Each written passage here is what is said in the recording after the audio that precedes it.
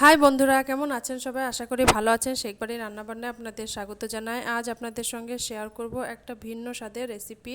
কাঁচকলা আর কাঁচা আলু দিয়ে একটা সুন্দর ভিন্ন স্বাদের রেসিপি আপনাদের সঙ্গে শেয়ার করব। তো সেটা দেখার জন্য ভিডিওটি প্রথম থেকে শেষ পর্যন্ত দেখতে থাকুন। আর আমার চ্যানেলটিকে অবশ্যই সাবস্ক্রাইব করে বেল আইকনটি প্রেস করে রাখুন, যাতে নিত্য নতুন ভিডিওর আপলোড সবার আগে আপনাদের কাছে পৌঁছে যায়। তো ভিডিওটাকে স্কিপ না করে প্রথম থেকে শেষ পর্যন্ত দেখতে থাকুন। চলুন রেসিপিটি শুরু করি।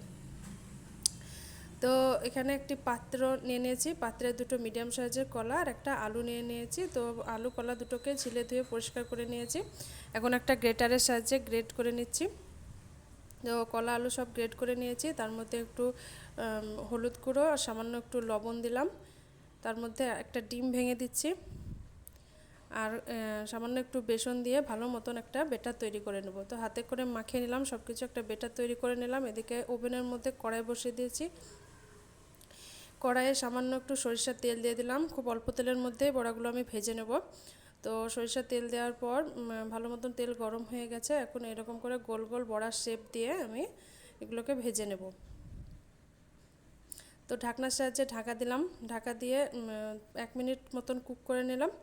তারপর সবগুলোকে উল্টিয়ে দিচ্ছি।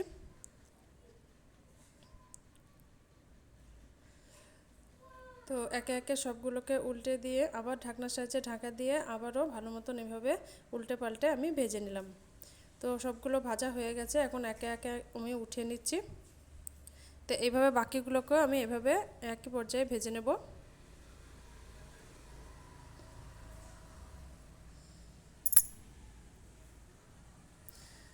তো বাকিগুলোকেও ঢাকনার সাহায্যে ঢাকা দিয়ে উল্টে পাল্টে এভাবে ভেজে নিয়েছি। এখন সবগুলোকে উঠিয়ে নিচ্ছি।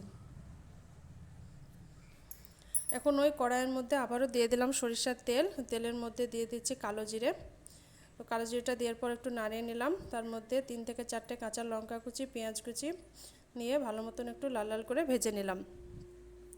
তো লাল লাল করে ভাজা হয়ে গেছে। এখন একটা মিডিয়াম সাইজের পেঁয়াজ আমি গ্রেড করে রেখেছিলাম, সেই মিডিয়াম সাইজের পেঁয়াজটাকেও এখানে অ্যাড করে দিলাম। তো সবগুলোকে নাড়িয়ে নিলাম। 2 টেবিল চামচ আদা রসুনের পেস্ট দিয়ে দিলাম। তো সামান্য একটু জল দিলাম। এখন জল দেওয়ার পর সব শুকনো মশলাগুলোকে আমি যোগ করব। হলুদ গুঁড়ো, লঙ্কা গুঁড়ো, জিরে গুঁড়ো, ধনে গুঁড়ো আর স্বাদ মতো লবণ দিয়ে সব মশলাটাকে ভালো মতন কষিয়ে নেব। তো সামান্য জল দিয়ে ভালো মতন কষিয়ে নিলাম। কষিয়ে নেওয়া হয়ে গেছে। এখন পরিমাণ মতন জল দিয়ে ফুটে ওঠা পর্যন্ত অপেক্ষা করব। তো দেখতে পাচ্ছেন জল ফুটে গেছে। এখন সব বড়াগুলো জলের মধ্যে দিয়ে দিচ্ছি। সবগুলো দিয়ে দেওয়ার পরে একটা ঢাকনার সাহায্যে ঢাকা দিয়ে আমি 10 মিনিট কুক করে নিয়েছি। তো ফিরে আসলাম 10 মিনিট পর। দেখতে পাচ্ছেন রান্না কিন্তু কমপ্লিট। গরম ভাতের সঙ্গে পরিবেশন করুন, অবশ্যই ভালো লাগবে। আশা করছি ভালো লাগবে আপনাদের। তো যদি ভালো লাগে একটা কমেন্ট করে জানাবেন, সাথে লাইক করে দেবেন আর আমার রান্নাটিকে বেশি বেশি করে শেয়ার করবেন। আমার চ্যানেলটিকে সাবস্ক্রাইব করে বেল আইকনটি প্রেস করে রাখবেন, যাতে নিত্য নতুন ভিডিওর আপলোড সবার আগে আপনাদের কাছে পৌঁছে যায়। সবাই ভালো থাকবেন, সুস্থ থাকবেন। আজকের মতন বিদায় নিচ্ছি। দেখা হবে পরবর্তী ভিডিওতে নতুন রেসিপি নিয়ে।